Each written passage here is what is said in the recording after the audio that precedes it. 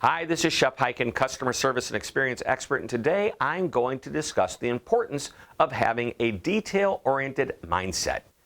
Detail is no detail. Now, I'm not sure where I first heard this. I even did a Google search and I couldn't find it. So maybe I made it up. If I did, this is what I meant by it. Details are important. They must be purposeful. Some of the little things that seemingly don't matter can actually be very important. An example of this comes right out of my recently released book, the updated and revised version of The Cult of the Customer. On page 163, I wrote, "Our perceptions of organizations with which we choose to work with are inevitably shaped by a sequence of seemingly little experiences that can go either well or poorly." Now, the examples include demonstrated positive experiences by focusing on the small stuff. For example, when guests sit down at a dinner table at the Italian restaurant chain Brio, they probably don't notice that the colored sugar packets on the table are carefully arranged with exactly 12 pink packets, 12 yellow packets, and 12 white packets.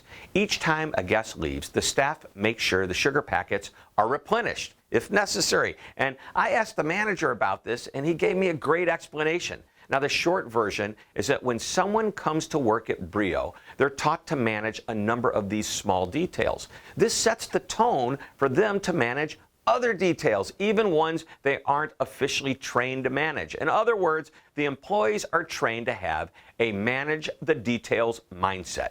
Consider this example of the sugar packets a metaphor for the importance of all details. When we train our teams to pay attention to the small, seemingly unimportant details, we're also training them to pay attention to something much larger than a detail.